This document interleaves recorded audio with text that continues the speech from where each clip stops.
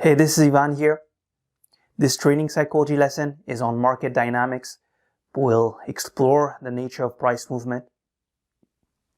Before we begin, for those of you that are new here, I have a mild speech impediment. So when I speak, I stumble on my words here and there. And I take a lot of time to sort of find my thoughts and express them. If this distracts you in any way, speed up the video, put it on 1.5x. I feel it flows much better at that speed. But for this lesson, I need your full undivided attention, because what we'll see in this lesson is,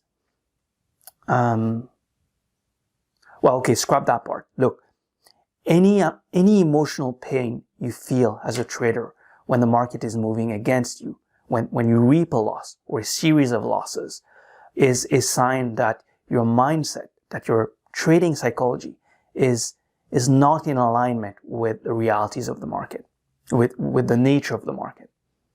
And the higher that emotional discomfort is, the more crucial the need is for you to watch and understand this lesson. That's how crucial it is. And this lesson will challenge a lot of what you believe to be true about the market, about technical analysis. But I'm asking you to keep an open mind and to consider, not to readily accept, but to consider the ideas I'm going to express here. Then you can go on to believe whatever you want to believe in, but at least you'll have a much deeper understanding of what you believe in and why you believe it, because you've considered the opposite view. The truth of the matter is that the nature of price movement has been the subject of debates for decades, even centuries now. As far as I know, a first attempt to explain it can be traced back to a French broker, I believe, in the 1800s. But I'm sure it's been thought of and studied and discussed much earlier, for as long as man has created financial markets. It's just that we don't have we have no formal records of it, as far as I know. When considering how markets move and what that says about the future, there are generally two camps. Those that believe that prices aren't random, that they're driven by human emotions, which creates repeatable, exploitable patterns that savvy traders and investors can take advantage of. And then there's those that believe that prices are random, that yes, they're driven by human emotions and behaviors, which creates repeatable, observable patterns. But this camp believes that those patterns don't have to mean anything. They don't necessarily hold any sort of predictive value. Now, if you're a technical trader, and I'm willing to bet that most of you are, you're likely approaching trading from the perspective that technical analysis as a tool predicts price movement. You might not believe that it literally does, but on some level you believe that it does most of the time. So you likely belong in the first camp. But whatever whatever the camp you find yourself in, whether it's the first camp or the second camp, I'm asking you to suspend your belief for a few minutes and to consider what I'm going to express here in this lesson. First, let's break apart what's happening behind each up and down tick. A tick, by the way, is the smallest incremental move in price. Essentially, it's the minimum bid at an auction. And it's usually well understood by by each and everyone that supply and demand dynamics determine buying and selling pressure, which determines whether prices move up or down. I mean, that's a fair assessment of what's happening. It's factual. But more fundamentally, all price movement can be explained as a function of what market participants believe about the future. Let me say this again. All price movement, regardless of magnitude and duration, can be explained as a function of what market participants believe about the future. At the most fundamental level, that's what's happening.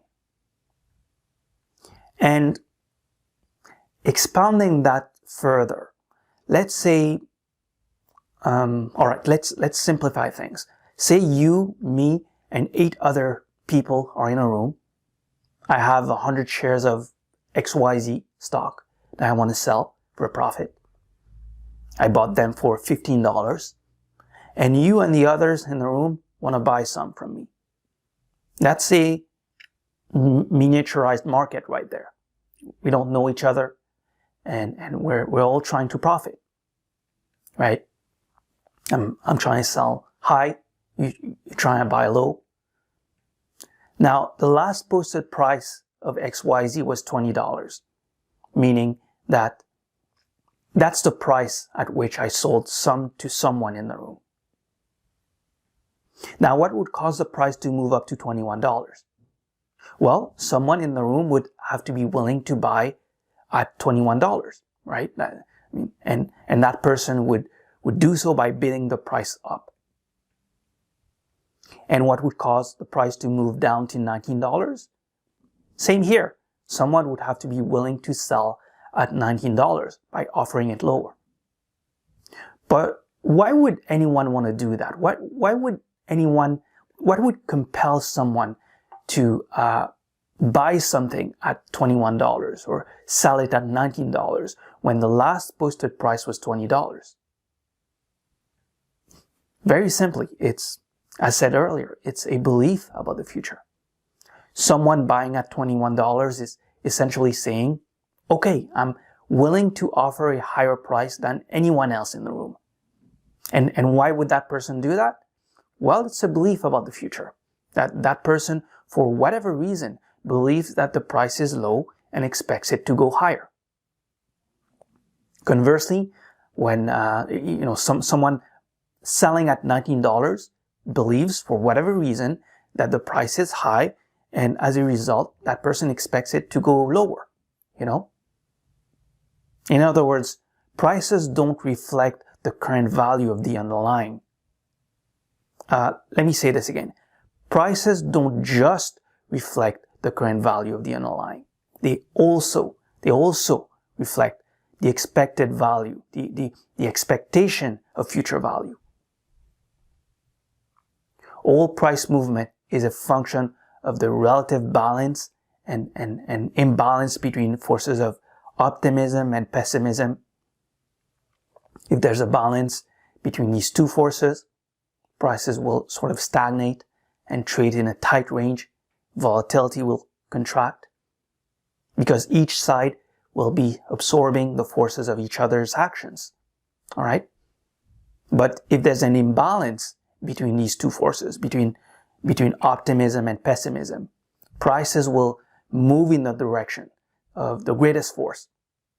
In other words, price will move in the direction of the market participants who have the strongest conviction in their beliefs about what is high or what is low.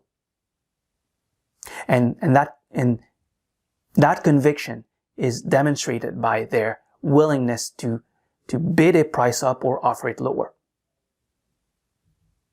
Said differently, the cumulative total of all buys and sells, if positive, creates an uptrend. If negative, creates a downtrend. And if balanced out, creates a period of sideways movement, a contraction of volatility. I hope you're still following me here. I mean, that's how markets work at the most fundamental level. We're all trading our beliefs about the future. Sorry, I'm having trouble with this word today. Future. All right, that's better.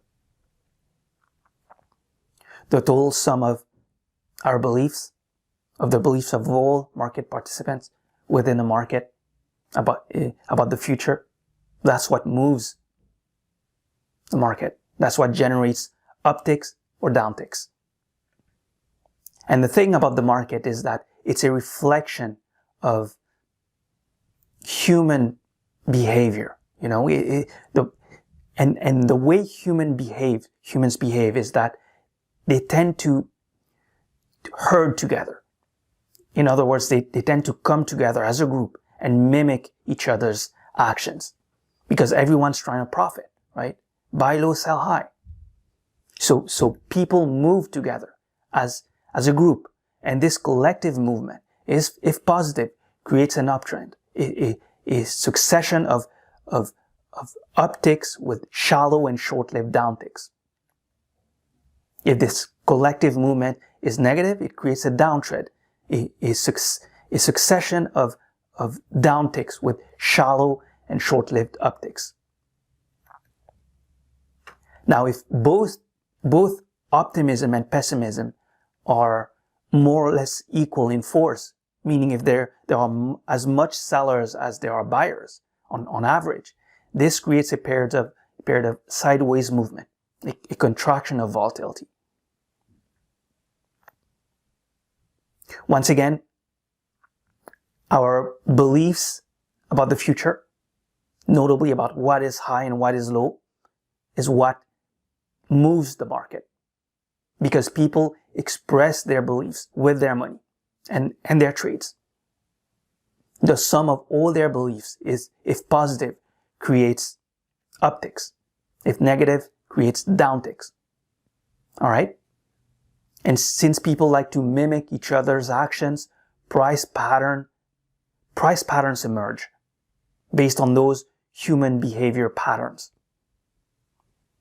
Trends of various magnitude and duration emerge.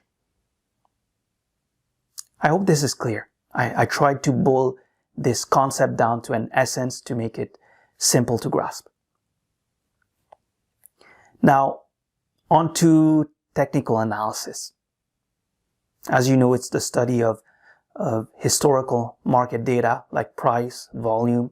Some people like to add order flow in there. I mean, sure. But in short, technical analysts aim to use past performance to predict future market movements, future market behavior, by using this insight from buying and selling data. But here's the problem with that. Oftentimes, what you'll find is that these sorts of analyses they're no better than coin flips at predicting the future. Even the very best technical traders out there, and I've worked with a few of them, when you look at their trade data over the long run, you see that, okay, these people, they don't have crystal balls. They're right no more than 50-ish% of the time, on average, over the long run.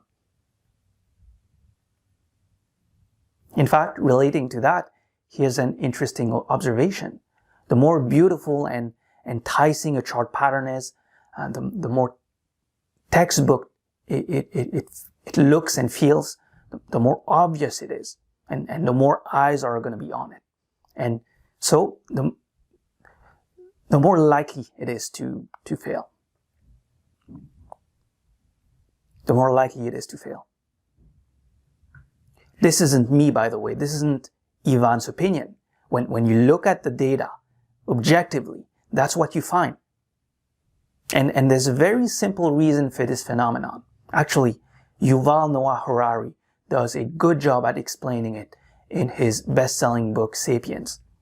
This is not a trading book, by the way. It's more of a history and I would say, social philosophy book. But as a trader, I think it's good to read books like that to sort of deepen your thought processes. Anyway, basically at some point in the book, Harari talks about chaotic systems. Chaotic systems are deterministic systems whose behavior can, in principle, be predicted. But because we lack knowledge of all the variables, the different causes and effects that affect those systems, they appear random to us. The weather is a good example of a chaotic system, the market as well. And speaking of those two, in the book, Yuval Noah Harari draws an interesting distinction between them, between what he calls level 1 chaotic systems and level 2 chaotic systems. Level 1 chaotic systems like the weather are systems that do not react to predictions about them. The weather doesn't care what the weatherman says. If it rains, it rains. Okay, but because there's such a system is influenced by a lot of different variables, different unknown variables, and ever-changing variables. That being said, we can always build better computer models that take more and more of these variables into account. And so we can always produce better and better weather forecasts. But level 2 chaotic systems like markets are different. What's fascinating about them is that they react to predictions about them. And so they can never be predicted accurately. Because remember, market prices don't only reflect the current value of an underlying. They also reflect the expectation of future value of the underlying. And so prices fluctuate based on predictions, on expectations, on rumors, and all of that. All right? And so we can't just do more analysis or build better computer models to get better predictions like for level 1 chaotic systems. It's not that simple. I mean, the moment you do that, the system immediately takes that into account. And in the case of the market, this information gets immediately baked into prices. The market adjusts, which consequently renders any prediction ineffective. Meaning they aren't reliable enough to be useful statistically speaking. If the price of XYZ stock is $20, for instance, and a black box computer program, or say the best technical analyst out there predicts that next week XYZ will be, I don't know, $40. What's going to happen now is that some market participants will now use this information to buy XYZ so that they can profit from the expected rise of price. As a result, the price will start shooting up now. And next week, it'll be too late. Next week, XYZ might actually sell off. Because now what's happening is that those that bought low, these people that bought low earlier, they would now be selling high. This happens all the time in the market, on all time frames. So there's a sort of, self-defeating property for forecasting level 2 chaotic systems. The market is extremely efficient at absorbing information almost instantly. This is especially true in today's connected world where information travels at the speed of light, really. That's why when you see overly bullish or bearish sentiments on TV or online, when you see people share, outlandish price predictions that get thousands of views, of likes and shares, the odds are that the expected scenario will not happen. the odds are that the expected scenario will not happen. And if it does happen, it won't happen within the expected time frame. Or price will go the opposite direction first. Clean, everyone that's taking that trade, waste them emotionally and financially, and then proceed in the expected direction. That's how markets are. Personally, when I see things like, I don't know, laser eyes for Bitcoin trending on Twitter, I'm like, no, that's a bad idea. Or more recently, the market was dumping and everyone on Twitter was chanting, buy when there's blood on the street, or something like that. Oh, be greedy when everyone's fearful. And I saw this trending and I was like, because to me this was a clear sign that the market was likely not done correcting. What you have to understand is that every time you buy or sell based on a technical signal, a price pattern, an indicator, a support and resistance level, and so on, there's somebody else out there doing the exact opposite of what you're doing, based on the same information. What's more, if your trade reflects a consensus view, if it's based on a beautiful looking chart formation, a textbook pattern, an indicator that everyone is looking at, chances are that there are some very powerful market actors out there that are already betting against that view. Powerful in that they're big enough to move the market. That's what Ray Dalio means when he says consensus is always wrong. Consensus loses money. Because often, more often than not, that view is being betted against by big market moving participants. People make markets, and people are always trying to front run each other. That's where profits come from, actually. They come from the people you were able to front run. And when you buy low, someone has to sell low. When you sell high, someone has to buy high. Look, I don't want this video to run too long. There's much more to say about this, and I'll definitely do more videos on the topic. But in a nutshell, markets are composed of people. People trade their beliefs, and everyone has different beliefs about what is high and what is low. Beliefs act as a deciding force on prices in a way that can be inconsistent with the expected outcome of your analysis. So in essence, there's a random distribution. There's a random process leading to the outcome of your trades. There's a random process leading to the outcome of your trades. Why? Because there only needs to be one person, one, who disagrees with your analysis for a trade, or whose plan is to simply counter trade the consensus view. And if that person is big enough, that person will move the market. Okay? And that will invalidate your trade.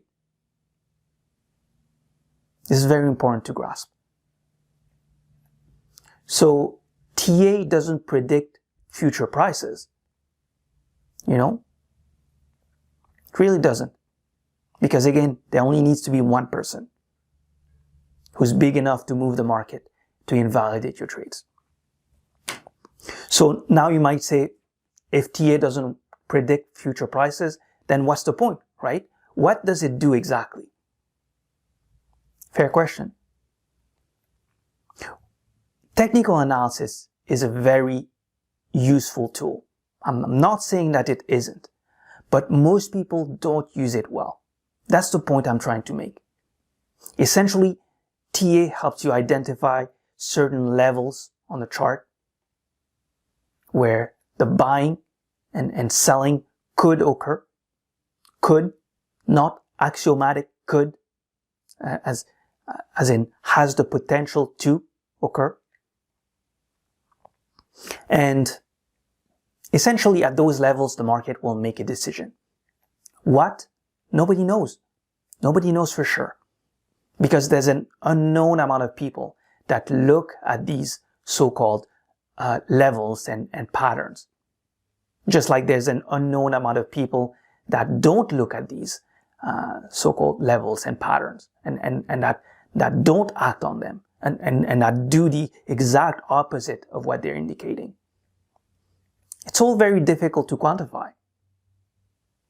Think about it. Are you able to get into each and every market participant's mind and see what's motivating their buy and sell orders?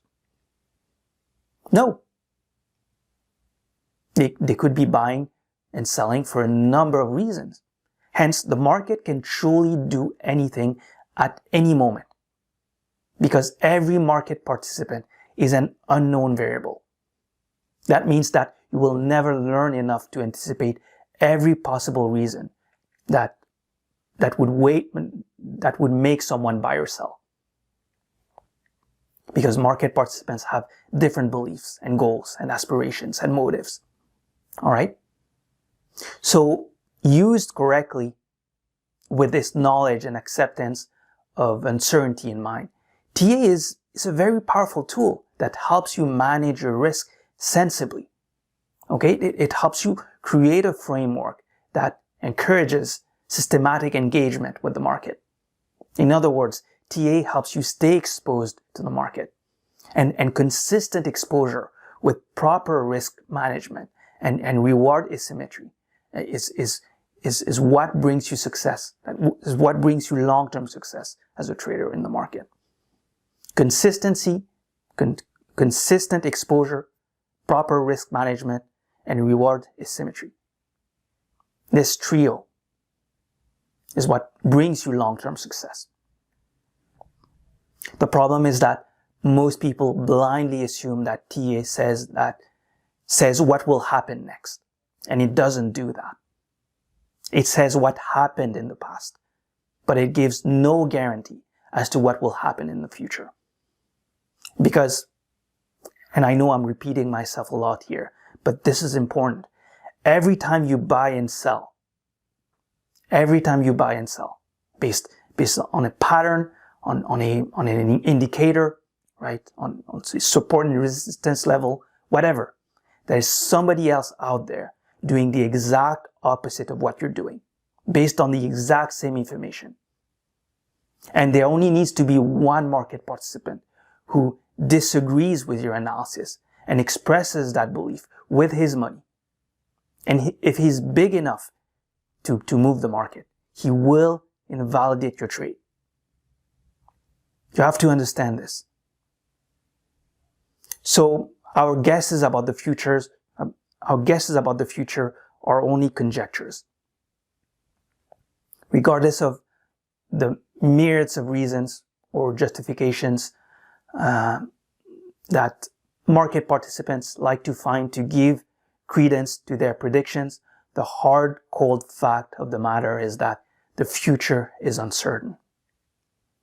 And once you understand this, once you've internalized the fact that the future is uncertain, once you understand the real use of TA, which is, it's more of an engagement tool than a predictive tool. Once you understand that, well, you'll have a much easier time as a trader. Because your expectations will finally be aligned with the nature of the market.